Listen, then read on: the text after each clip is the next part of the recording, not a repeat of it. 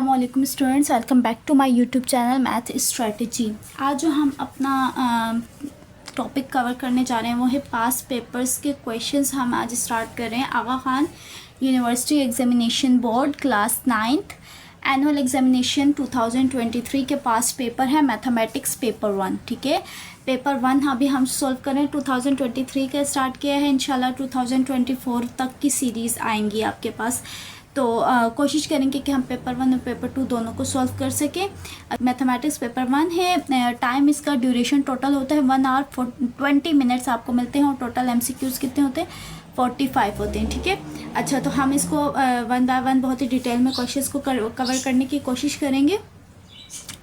और आपके पास क्या है, ये आगा खान बोर्ड एग्ज़ाम्स है, तो इसमें जो है ना उसे थोड़ा आपके क्या होती है 3 आपकी कीज़ होती हैं और इसमें आपको फार्मूलाज जो है मिलते हैं। ठीक है, फार्मूलाज की शीट होती है, उसमें आपको फिक्र करने की कोई ज़रूरत नहीं है। आपको पता है कि आपके जब पेपर आता है उसमें फार्मूलाज की शीट अलग से अवेलेबल होती है उसके साथ। ठीक है, तो अगर आपको कुछ फार्मूलाज नहीं आते तो आप वहाँ से देख सकते हैं। अब हमारे पास क्या है, MCQs नंबर 1 क्या है आपके पास, if A equals to 1 2 3 and A union B equals to 1 2 3 4 5 then the possible sets represented by B could be।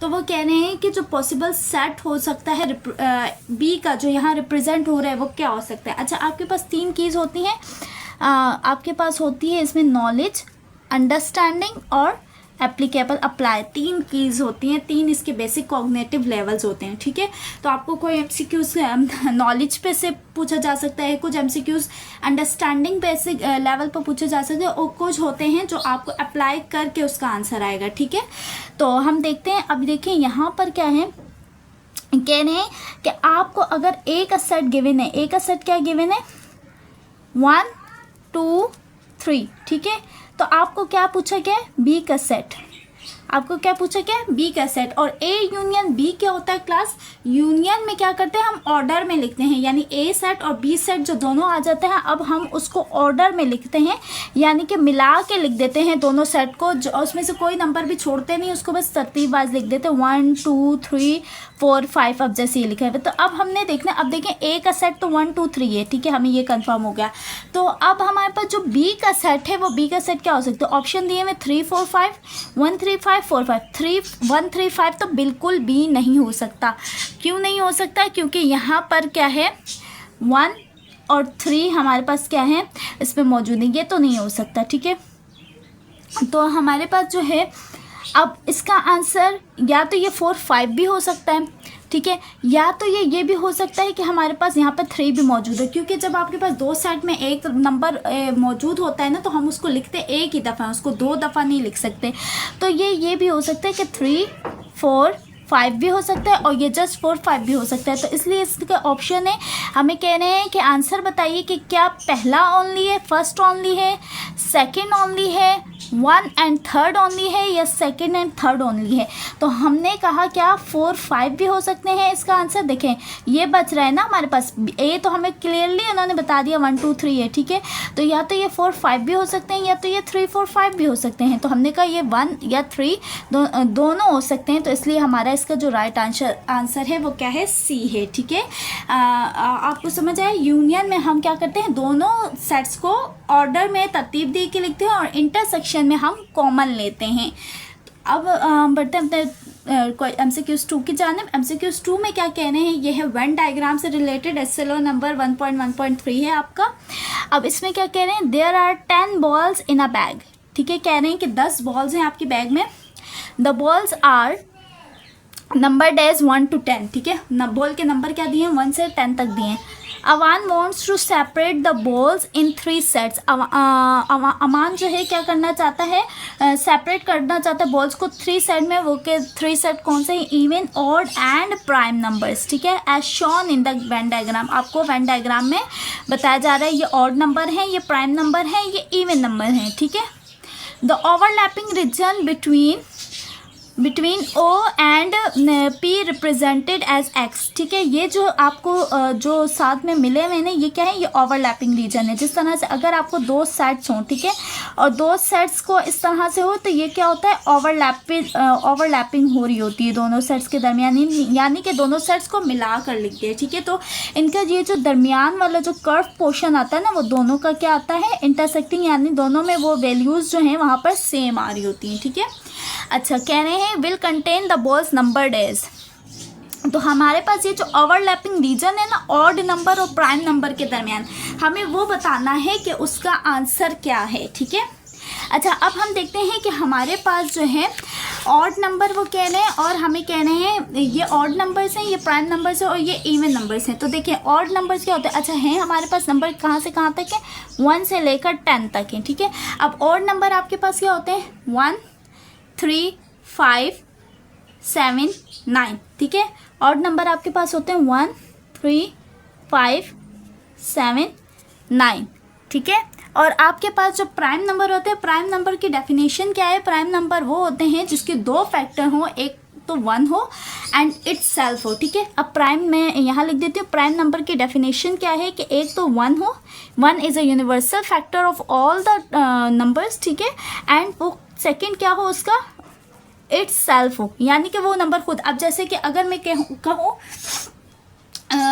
कहूँ 3, तो 3 क्या है, 3 या तो 1 के टेबल में आता है या तो 3 खुद के टेबल में आता है, 3 किसी और टेबल में नहीं आता। तो मतलब क्या है, 3 एक प्राइम नंबर है। अब इसी तरह से अगर मैं 2 की बात करूँ तो 2 एक तो 1 के टेबल में आता है और एक वो इट्स सेल्फ में आता है, यानी कि 1 और इट्स सेल्फ उसके दो फैक्टर्स हो तो वो कौन से नंबर्स कहलाते हैं, प्राइम नंबर्स कहलाते हैं। तो यहाँ पर क्लास प्राइम नंबर्स हमारे पास क्या हो जाएंगे, 1 से लेकर 10 तक के ही दरमियान रहना है हमने, वरना ऑड नंबर्स तो बाकी बहुत सारे हैं लेकिन हमें 10 तक आ गए ना। अब तो इसमें क्या है, 2 3 5 एंड 7।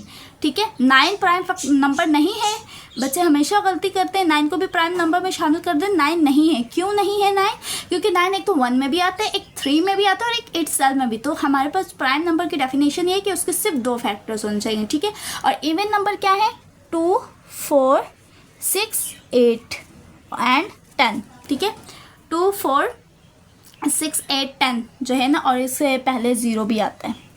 ठीक है, 0 2 4 6 8 10, तो ये हमारे पास हो गया इवन नंबर। अच्छा, अब उन्होंने हमें कहा है कि आपको ये ओवरलैपिंग रीजन यानी एक्स का बताना है। अब देखें, ये प्राइम नंबर है, ऑड नंबर है ना, इसमें क्या आ रहा है, 3 5 7 9, और आपके पास जो प्राइम नंबर है, प्राइम नंबर में भी वो चीज़ क्या सेम आ रहा है, 3 5 7, यानी कि इन दोनों रीजन के दरमियान ये जो ओवरलैपिंग रीजन हो रहा है, इन दोनों के दरमियान जो नंबर सेम आ रहे हैं वो आ रहे हैं क्या, 3 5 7। हम आगे करके देखते हैं। तो क्लास देखिए, हमसे क्या पूछा था, हमने यहाँ पे लिख दिया ऑड प्राइम ई, और इस जो ये जो पोर्शन है उसको उन्होंने कहा एक्स से डिनोट किया, और उन्होंने कहा है कि हमें ये वाला ओवरलैपिंग रीजन। तो इसके आंसर्स क्या है, 1 2 3 5 7 9 है, और 3 5 7 9 2 3 5 7 3 5 7। ठीक है, तो हमारे पास जो इसका राइट ऑप्शन होगा वो क्या होगा, एक्स है ना, एक्स में अब मैंने क्या कहा, यहाँ पर क्या आ रहे थे 1 3 5 7 9 ऑड नंबर, और यहाँ पर आ रहे थे 2 3 5 7, और यहाँ पर इसका हमने कहा, अभी हमने देखा था कि आपके पास जो ये कर्व पार्ट होता है वो किस में आता है, इंटरसेक्शन में आता है। यानी कि इंटरसेक्शन से मुराद ये है कि इस वाले सेट में भी और इस वाले सेट में भी ये नंबर सेम आ रहे थे। ठीक है, तो इसका मतलब हमारे पास जो राइट ऑप्शन है सेकेंड MCQs का वो है D 3 5 7 9। आई होप कि आपको ये अच्छे से समझ आया होगा कि हमारे पास हम कहना क्या चाह रहे हैं कि हमने पहले नंबर्स लिख दिए, उसके बाद हमने देखा कि जो सेम नंबर आ रहे थे वो 3 5 7, तो ये क्या है, मतलब ये ऑड और प्राइम के दरमियान का ये इंटरसेक्शन रीजन है, और ये जो इंटरसेक्शन रीजन है वो P और E के। तो हमने इवन नंबर्स के तरफ क्यों नहीं देखा, क्योंकि हमें सिर्फ ऑड और प्राइम नंबर के दरमियान का रिलेशन पूछा गया था, उन दोनों के दरमियान का इंटरसेक्टिंग पॉइंट। तो बस हमें जहाँ तक पूछा जाए हम वहीं पर फोकस करेंगे। ठीक है, अच्छा, अब हम बढ़ते हैं MCQs 3 की जानिब। MCQs 3 में क्या कह रहे हैं, if M N and Q are non empty sets. ठीक है, यानी कि उनमें कोई ना कोई एलिमेंट्स हैं वो खाली नहीं है। जो M N Q जो एलिमेंट्स जो हैं सेट्स हैं वो उनमें कोई ना कोई एलिमेंट्स है वो बिल्कुल खाली नहीं है। Then M union N intersection Q is equals to, तो कह रहे हैं कि ये जो M union N intersection Q है वो किसके बराबर होगा। ठीक है, आपको ऑप्शंस दे दिए गए हैं, तो अगर मैं इसको डायरेक्टली आपको करके सॉल्व करके बताऊं, देखें M union N intersection Q, ठीक है। तो आपके पास क्या होगा, वो किसके बराबर होगा, आप देखिए जब आप मल्टीप्लिकेशन करते हैं तो फर्स्ट को सेकंड नंबर से मल्टीप्लाई करवाते हैं, तो आपके पास क्या होगा, फर्स्ट को यानी कि ये पूरा नंबर इससे मल्टीप्लाई होगा तो m यूनियन n आ जाएगा। ब्रैकेट आपके पास जो ये इसके सेंटर पॉइंट है, जो आप ऑपरेशन अप्लाई करें वो आ जाएगी सेंटर में, इंटरसेक्शन, और आपके पास क्या हो जाएगा m यूनियन q, ठीक है, m यूनियन q। तो आपके पास क्या होगा, ये हमने क्या किया, जिस तरह से हम नंबर्स को मल्टीप्लाई करते हैं उसी तरह से हमने क्या किया, इस तरह से ब्रैकेट्स को अल्फ़ाबेट्स को मल्टीप्लाई करवा के देख लिया कि m union n, m u मतलब हमने इसको पूरा एक नंबर ले लिया और इसको इससे मल्टीप्लाई करवा दिया, इंटरसेक्शन m यूनियन q। और बेसिकली ये हमारे पास प्रॉपर्टीज़ ऑफ यूनियन और इंटरसेक्शन में से एक प्रॉपर्टी है जो कि है हमारे पास है distributive property of union over intersection. तो ये हमारे पास बेसिकली एक प्रॉपर्टी है, that is distributive property. Distributive property है हमारी over distributive property of union over intersection. Union over कैसे, यू मल्टीप्लाई हो रहा है इंटरसेक्शन से, यानी कि यूनियन बाहर आ रहा है इंटरसेक्शन, और अगर यहाँ इंटरसेक्शन आ रहा है यहाँ यूनियन होता तो इंटरसेक्शन ओवर यूनियन होता। तो इसका राइट ऑप्शन क्या है, D, M union N intersection M union Q, ठीक है। अब बढ़ते हैं नेक्स्ट एमसीक्यूज की जानिब। तो नेक्स्ट एमसीक्यूज में क्या कह रहे हैं, द शेडेड रीजन, एमसीक्यूज 4 है, the shaded region in the given Venn diagram shows. हमें वेन डायग्राम दे दी गई है, देखें ये एक रेक्टेंगल सा बना हुआ होता है, बाउंड्री बनी हुई होती है, हमेशा याद रखिए आपको जब भी वेन डायग्राम दी हुई होगी कुछ इसी तरह से। अब जो बाउंड्री के अंदर जो सेट आता है ना, ये आता है यूनिवर्सल सेट, ठीक है, इसको हम कहते हैं क्या, यूनिवर्सल सेट, यानी कि इस सेट के अंदर तमाम नंबर्स आ सकते हैं, ठीक है। और ये क्या है, टी सेट है, ये वी सेट है। अब देखें इन दोनों के दरमियान का ये जो है कर्व टाइप हिस्सा है, ये क्या है, शेडेड है। तो इसका मतलब अभी हमने पीछे डिस्कस किया कि ये अगर शेडेड हो रहा हो तो मतलब दोनों सेट्स के दरमियान क्या चीज़ हो रही है, इंटरसेक्शन हो रही है। अगर लेट्स सपोज ये दोनों सेट्स शेडेड हुए होते हैं, तो जब दोनों सेट्स शेडेड हुए होते हैं तो उसका मतलब होता है कि दोनों सेट्स के दरमियान क्या हो रहा है, यूनियन हो रहा है, यानी कि दोनों को ऑर्डर में लिख रहे हैं, ठीक है। लेकिन यहाँ पर क्या है, एक स्मॉल पार्ट शेडेड है, ठीक है, यानी कि ये पार्ट ऐसा है जो इसमें भी आ रहा होगा और इसमें भी आ रहा होगा। तो इसका मतलब यहाँ पे जो हमें शेडेड रीजन शो कर रहा है वो क्या कर रहा है, टी इंटरसेक्शन वी, ठीक है, यानी कि इन दोनों के दरमियान, इन दोनों सेट्स के दरमियान क्या हो रही है, हमारे पास इंटरसेक्शन हो रही है, ठीक है। अच्छा, अब हमारे पास है नेक्स्ट एमसीक्यूज। नेक्स्ट एमसीक्यूज में क्या है, if A cross B equals to, ठीक है, यानी कि ए क्रॉस बी का मतलब है कार्टेशियन प्रोडक्ट, ठीक है, आपके चैप्टर 1 से ये एमसीक्यूज है। कार्टेशियन प्रोडक्ट हमें दिया हुआ है, कार्टेशियन प्रोडक्ट यानी कि कार्टेशियन प्रोडक्ट तब हम निकालते हैं जब हमें ए और बी दो सेट्स गिवन होते हैं और उन दोनों को हम मल्टीप्लाई करके यानी ऑर्डर पेयर में लिख के हम उसका कार्टेशियन प्रोडक्ट निकालते हैं। तो अब ये कह रहे हैं कि अगर ये सेट दिया हुआ है हमें, then the number of element in set A must be. तो कह रहे हैं कि number of element set A में कितने होंगे। अब देखें आपके पास इसमें दो सेट होते हैं ना, ए और बी, ठीक है। अच्छा, जो पहला नंबर होता है यानी कि पहले सेट को हम मल्टीप्लाई करवाते हैं दूसरे सेट से, ठीक है। तो ऑर्डर में आपके पास क्या है, पहले सेट के आपको नंबर क्या नज़र आ रहा है, 1, ठीक है, और दूसरा क्या नज़र आ रहा है, 4। अब बी सेट में आपको क्या नज़र आ रहा है, ए, बी एंड सी, यानी कि ये किस तरह से हुआ है, 1 को पहले लिया हमने, ए से भी मल्टीप्लाई करवाया, बी से भी, सी से भी, ठीक है, ऑर्डर में लिखा, फिर उसके बाद 4 को लिया, ए बी सी, तो यानी कि सेट ए के कितने एलिमेंट्स आए टोटल, 2। तो हमारा राइट ऑप्शन क्या है, ए। ओके क्लास, एमसीक्यू 6 है, हमें इसमें कह रहे हैं if A equals to 0 1 2 3 and B equals to B. हमारे पास क्या है, एक सेट है, उसके अंदर ये ऑर्डर्ड पेयर में लिखा हुआ है, ठीक है, यानी कि ये एक ही एलिमेंट है इसके अंदर, और इसके अंदर कितने हैं, 1 2 3 4, ठीक है। Then one of the binary relation from A to B will be. तो हमें कहने हैं one of the binary relation from A to B क्या होगा, ठीक है। अच्छा, सबसे पहले तो बाइनरी रिलेशन क्या होता है, बाइनरी रिलेशन होता है मतलब कि R is subset of A cross B, यानी कि बाइनरी रिलेशन फाइंड करने के लिए हमें सबसे पहले कार्टेशियन प्रोडक्ट यानी कि एल क्रॉस एम फाइंड करना पड़ता है, और फिर उसमें से हम क्या करते हैं, रिलेशन निकालते हैं, ठीक है।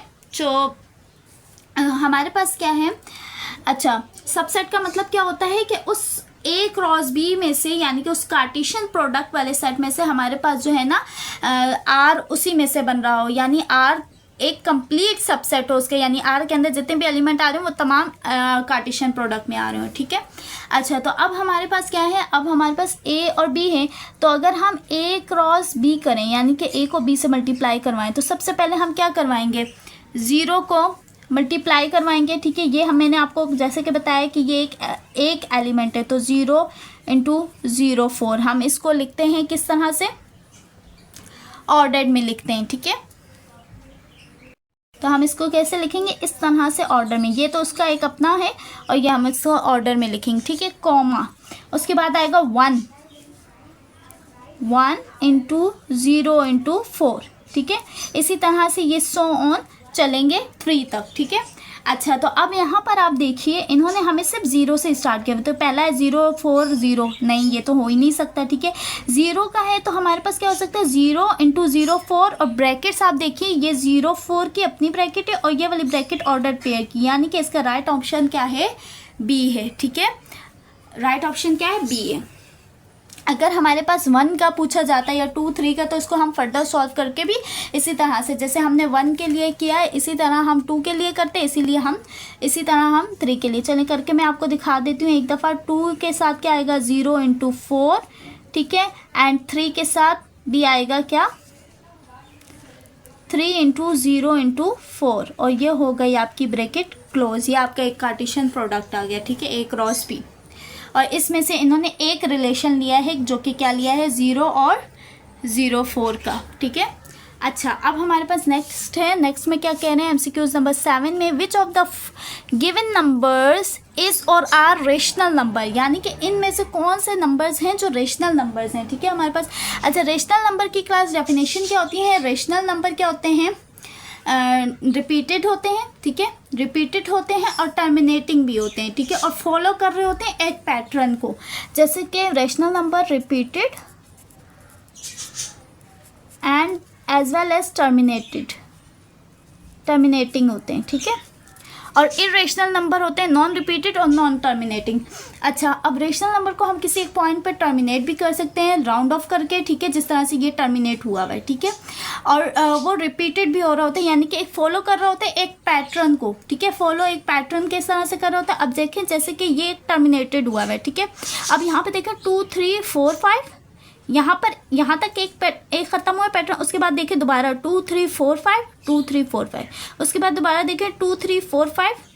इसका मतलब इसी तरह से 2 3 4 5 2 3 4 5 सो ऑन चलते चल जा रहे हैं। और जब आप थर्ड वाला स्टेप देखें तो थर्ड वाला स्टेप 5.3 2 1 1 2 3 4 5 1 4 5, यानी कि हर नंबर डिफरेंट जाता जा रहा है ना, तो थर्ड तो हो नहीं सकता हमारा। तो देखें इसका जो आंसर हो सकता है, इन्होंने कहा सिर्फ क्या हमारे पास 2 ओनली हो सकता है या 3 ओनली हो सकता है या 1 एंड 2 ओनली हो सकता है या 2 एंड 3। तो हमारे पास इसका आंसर क्या है, 1 भी हो सकता है 2 भी। तो हमारा राइट ऑप्शन है सी, जो कि 1 एंड 2 हो सकता है। ठीक है, क्योंकि ये क्या हो रहा है, टर्मिनेटेड हो रहा है, और ये क्या कर रहा है, फॉलो कर रहा है एक पैटर्न को। इट्स मीन हमारे पास क्या है, इसका जो राइट ऑप्शन है वो क्या है, सी है। ठीक है, अच्छा हमारे पास MCQs 8 है। MCQs 8 में क्या कह रहे हैं, द रेडिकल फॉर्म ऑफ 2 का cube into 3 power 1/3 will be. Radical form क्या होती है, रेडिकल क्या होती है, जिसके सर्ड का एक रूट का साइन आ जाए। ये है चैप्टर 4 से रिलेटेड आपका MCQs है, algebraic expression and algebraic expression का। ठीक है, अच्छा अब देखें, अगर हम सबसे पहले देखें ये 1/3 है ना, दोनों पर आ रही है, तो मैं अगर दोनों पर अप्लाई कर दूँ, ठीक है, मल्टीप्लाई बाय 3 की पावर 1/3, सही है। अच्छा अब हमारे पास क्या है, 3 से 3 क्या हो जाएगा, कैंसिल, 2 आ जाएगा इंटू 3 की पावर 1/3। तो देखें 3 की पावर 1/3 ये क्या है, इसकी इंडेक्स बन जाएगी। तो 3 रूट में लिख सकते हो, 3 इस तरह से में लिखा जा सकता है ना, 3/√3। ठीक है, यानी कि ये इसकी क्या बन गई, इंडेक्स बन गई। यानी अगर 3 मैं इसको अगर ब्रेक करूँ तो 1/2 इंटू 3 होगा ना, क्या होती है 1/2 होती है ना रूट के और सॉरी जस्ट रूट की पावर क्या होती है 1/2, और क्यूब रूट जो होता है वो किसके बराबर होता है, 1/3 के। तो इसलिए मैंने यहाँ पे क्या लिख दिया, 3√3, और इसको रेडिकल फॉर्म में ले आए, तो इसका राइट ऑप्शन है सी, 2 × √3 3। ठीक है, अच्छा जी, अब आते हैं एमसीक्यूज 9 की तरफ। एमसीक्यूज 9 में कह रहे हैं the simplest form of a n cross a की power -3n divide by a2n will be. अच्छा, अब जब हमारे पास मल्टीप्लिकेशन हो रही होती है और सेम बेस होती है तो रूल याद रखें, पावर्स ऐड हो जाती हैं। पर जब यहाँ पर अगर यहाँ पे साइन होता प्लस का तो हम क्या करते हैं, इनके कोएफिशिएंट्स को ऐड करवाते, ठीक है। अच्छा, अब देखें दोनों सेम क्या है, बेस है a, तो पावर ऐड हो जाएगी n plus -3n divided by a की पावर 2n, ठीक है। अब देखें ये प्लस माइनस क्या हो जाएगा, -3n अपॉन a की पावर 2n। अब इसका कोफिशिएंट क्या है, 1 है, इसका कोफिशिएंट क्या है, 3 है, तो 1 minus 3 will be -2n upon a की पावर 2n। अब ये क्या है, डिवाइड में हो रहा है, अब इसको हम कट तो कर नहीं सकते, ठीक है, क्योंकि उसकी पावर क्या है, माइनस में। अगर ये प्लस में होती तो हम दोनों को कट कर देते। अब क्या हो सकता है, ये डिवाइड में, ये ऊपर जाके हमारे पास क्या मल्टीप्लिकेशन में आ सकता है, तो a की पावर -2n। अब जब ये मल्टीप्लिकेशन में जाएगा तो इसकी पावर जो प्लस में थी वो क्या हो जाएगी, माइनस में हो जाएगी। अब अगेन बेस सेम आ गई तो पावर इनकी क्या हो जाएगी, -2n प्लस -2n, तो हमारे पास क्या हो जाएगा, -2n माइनस प्लस -2n, तो इनके क्या हो जाएंगे, कोफिशिएंट्स ऐड हो, यानी कि इनकी पावर क्या हो जाएंगे, ऐड, माइनस माइनस क्या होता है प्लस, तो 2 + 2 क्या हो जाएगा हमारे पास -4n, और इसका आंसर क्या है, a की पावर -4n यानी कि a, ठीक है। बहुत ही इजी था, बस सिंप्लीफिकेशन करके आपने क्या करना था, इसका आंसर लेकर आना था। MCQs 10 है, class real and complex number से है, चैप्टर से। अब इसमें क्या कह रहे हैं, if z1 = -2 iota and z2 = 5 iota are two complex numbers then their product will be। तो हमें क्या करना है, इनका प्रोडक्ट निकालना है, यानी कि z1 × z2 = -2 iota × 5 iota, ठीक है। हमने क्या करना है, इन दोनों को आपस में क्या करना है, मल्टीप्लाई करना है। तो माइनस प्लस माइनस, 5 × 2 = 10, मल्टीप्लाई हो रहे हैं, बेस सेम है तो आयोटा स्क्वायर हो जाएगा। सिंस आयोटा स्क्वायर = -1, ठीक है। अब ये -10 है, आयोटा स्क्वायर की जगह जब -1 आएगा तो माइनस माइनस प्लस आंसर क्या आ जाएगा, 10। तो इसका राइट ऑप्शन क्या है, D, 10, ठीक है। हमने बस सॉल्व कर रहे हैं, हम बाकी ऑप्शंस को देख ही नहीं रहे। सॉल्व करने के बाद जो हमारा आंसर आ रहा है बस उस पर जाकर हम टिक लगाएंगे। अच्छा, MCQs 11 है। MCQs 11 में क्या कह रहे हैं कि द नंबर आपको दे दिया गया 1 lakh can be expressed in scientific notation is, तो हमें उसको एक्सप्रेस करना है किसमें, साइंटिफिक नोटेशन में। अच्छा, हमेशा याद रखिए कि जब हम राइट टू लेफ्ट जाते हैं, ठीक है, राइट टू लेफ्ट जाते हैं तो हमारे जो एक्सपोनेंट की पावर होती है वो प्लस में होती है, और जैसे ही हम लेफ्ट टू राइट आते हैं तो हमारी एक्सपोनेंट की पावर किस में आ जाती है, माइनस में आ जाती है, ठीक है। अच्छा, अब हमें वो कहने हैं कि उसको हमें करना है साइंटिफिक नोटेशन में। तो साइंटिफिक नोटेशन में करने के लिए, यानी साइंटिफिक नोटेशन मतलब एक्सपोनेंट में कोई वैल्यू लिखनी है, तो ये 1 2 3 4 5 6, ठीक है। यानी कि हमारे पास ये जीरोज है ना, तो यहाँ पॉइंट हमारे पास क्या आता है, यहाँ कहीं था, ठीक है। तो हमने इस पॉइंट को शिफ्ट किया, कितने नंबर्स, 6 नंबर्स शिफ्ट किया। तो स्टूडेंट्स यहाँ पर हमने पॉइंट यहाँ से कितने नंबर शिफ्ट किया, 1 2 3 4 5 6, ठीक है। और हम पॉइंट क्या ले आए, 1 के बाद, ठीक है। तो हमारे पास यानी कि 1 एक्सपोनेंट 6 आ गया इसका आंसर, ठीक है। हमने कितने नंबर 10 कितने एक्सपोनेंट्स बढ़ाया, कितने पॉइंट्स को लेकर आए, यहाँ पर 6 नंबर, तो ठीक है। हमारे पास आंसर क्या आ गया, 6 में। साइंटिफिक नोटेशन में हमारे पास हमेशा एक्सपोनेंट 10 ही होता है, 10 के ऊपर जो पावर होती है वो इस तरह से लिखते हैं कि ये जो है हमारे पास कितने हमने पॉइंट्स को शिफ्ट किया है, और जो पावर होती है वो हमने कितने नंबर्स शिफ्ट किया है, ठीक है। ये तो बहुत ही इजी MCQs था। अब बढ़ते हैं MCQs 12 की जानिब। 12 क्या कह रहे हैं, the value of a in the logarithmic equation will be, logarithmic equation है और उसमें वैल्यू ऑफ ए फाइंड करनी है। तो सबसे पहले ए तो हम वैसे तो फाइंड नहीं कर सकते, तो ये चैप्टर 3 लॉगरिथम से लॉगरिथम चैप्टर से एमसीक्यूज़ है। तो अब देखें लॉगरिथम एमसीक्यूज़ में उस चैप्टर में हमारे पास होती है 2 टाइप्स होती हैं, एक लॉगरिथमिक इक्वेशन होती है और एक हमारे पास एक्सपोनेंशियल इक्वेशन। तो इसको हमें लॉगरिथमिक इक्वेशन को एक्सपोनेंशियल इक्वेशन में चेंज करके हम आंसर ला सकेंगे। तो हमारे पास क्या होती है, लॉगरिथमिक इक्वेशन होती है log a y equals to x, जो कि चेंज होती है किस में, a की power x equals to y में। ठीक है, तो हमारे पास क्या है यहाँ पे log a क्या है 2, यानी कि 2, ये y है, ठीक है, ये a है, ये y है और ये क्या है x है। तो a क्या आ गया 2, x हमारे पास क्या आ गया 3, y क्या आ गया √a। ठीक है, 2 का क्यूब क्या होता है, 2 2 ज़ा 4, 4 2 ज़ा 8, यानी 2 का क्यूब का मतलब है 2 को 3 टाइम्स हमने क्या करना है, मल्टीप्लाई करवाना है। तो 2 का क्यूब हो गया 8 equals to √a।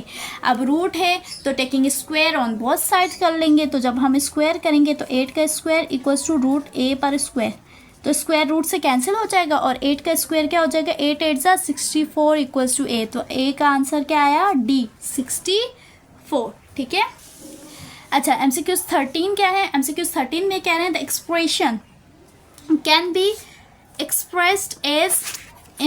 Expressed in the form. तो हमारे पास क्या है कि ये एक्सप्रेशन है जो कि एक्सप्रेस्ड हो रही है इस फॉर्म में।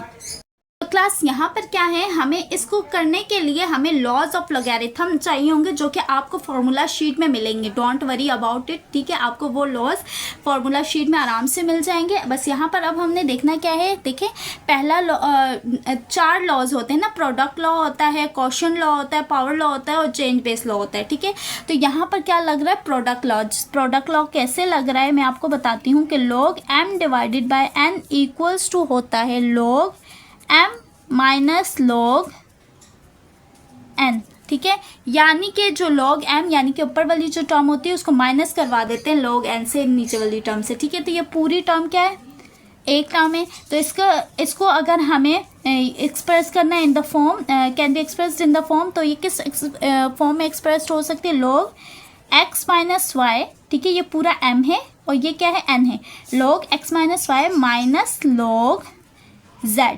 ठीक है, तो इसका राइट ऑप्शन क्या हुआ, D। ठीक है, log x minus y, sorry D नहीं C, माइनस में वो प्लस पे लगा दिया था, D आंसर इसका राइट नहीं है, राइट आंसर इसका क्या है, C है कि log x minus y minus log z। ठीक है, देखें अभी जो मुझसे कन्फ्यूजन है वो आपसे भी हो सकती है कि आपने यहाँ पे प्लस नहीं देखा, पहले हमने ये देख लिया, इस प्लस को देखना, प्लस नहीं हो सकता, प्लस तब आएगा जब हमारे पास वहाँ पे प्रोडक्ट लॉ लग रहा होगा। ठीक है, प्रोडक्ट लॉ में यहाँ पे माइनस की जगह क्या आता है, प्लस आता है, लेकिन क्वोशंट लॉ में आपके पास क्या आता है, माइनस। तो log x minus y minus log z आपके पास इसका राइट ऑप्शन होगा। तो ये थे क्लास MCQs 1 से लेकर 13 तक। इंशाल्लाह नेक्स्ट सीरीज़ आपके पास बहुत जल्दी आएगी।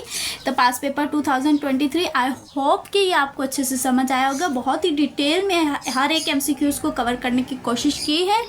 अगर आपको ये वीडियो पसंद आई है तो इसे ज़्यादा से ज़्यादा अपने दोस्तों के साथ शेयर कीजिए कि उनको जिनको MCQs करने में प्रॉब्लम हो रही है उनको ये वो भी इससे जो है फ़ायदा उठा सकें। If you like this video then don't forget to like, comment, subscribe and share it with your friends. Please don't forget to press the bell icon. I will be right back with another amazing video. तब तक के लिए अल्लाह हाफिज़।